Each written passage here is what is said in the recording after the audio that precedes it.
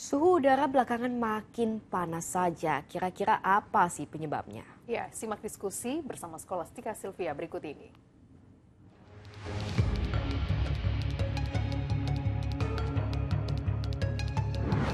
Ngerasa nggak sih kalau belakangan suhu udara makin panas? Kalau saya ada di ruangan AC kayak gini, lumayan kebantu. Tapi beda lagi ceritanya kalau lagi di outdoor.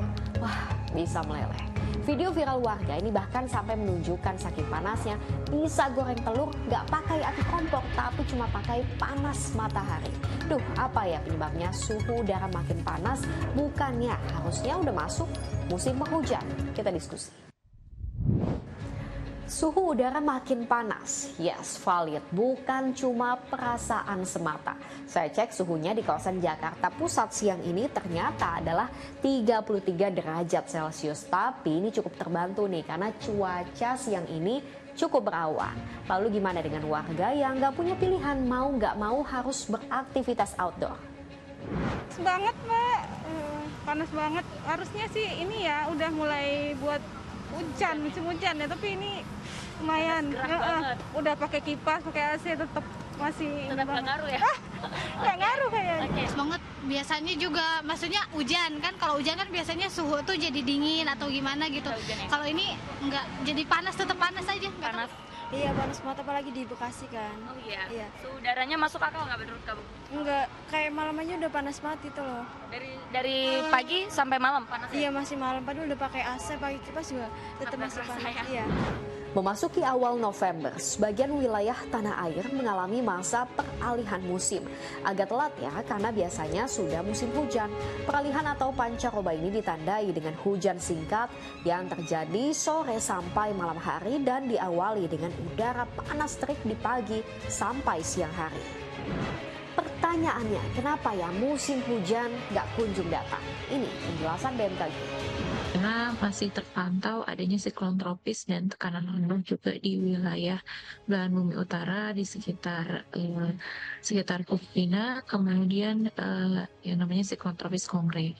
Siklon tropis Kongre ini menarik massa udara yang ada di sekitarnya, termasuk di Indonesia, sehingga pembentukan awan-awan hujan yang harusnya menjatuhkan hujan di akhir bulan Oktober ini, terutama di wilayah Jawa, tidak dapat terbentuk dengan maksimal.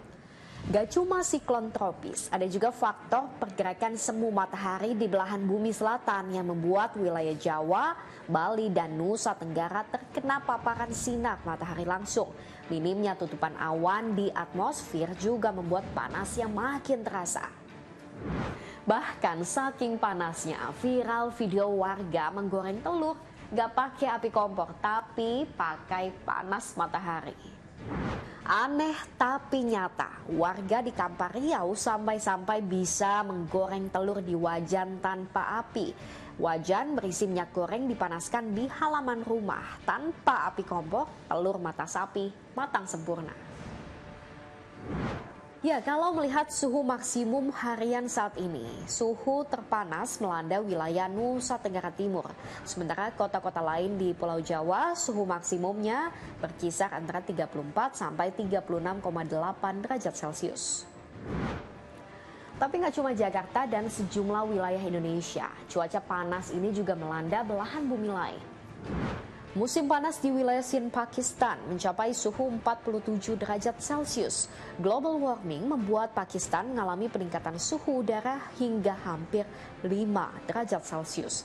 Akibatnya ribuan orang harus dirawat di rumah sakit karena mengalami heat stroke, yaitu kondisi di mana suhu tubuh meningkat yang kalau tidak segera ditangani bisa menyebabkan hilang kesadaran. Pemanasan global bukan hanya sekedar ancaman semata, saat ini dampaknya makin terasa nyata. Tahu nggak sih, hasil analisis BMKG bulan September 2024, suhu Indonesia ini mencapai nilai anomali suhu tertinggi sejak tahun 1981. Artinya tahun ini suhu panas yang memegang rekor teranomali, teraneh, terpaling gak wajar sejak 43 tahun terakhir. Setiap dari kita bisa banget berkontribusi terhadap kenaikan suhu global. hemat energi listrik, menanam pohon, dan mulai beralih ke kendaraan listrik atau naik transportasi massal.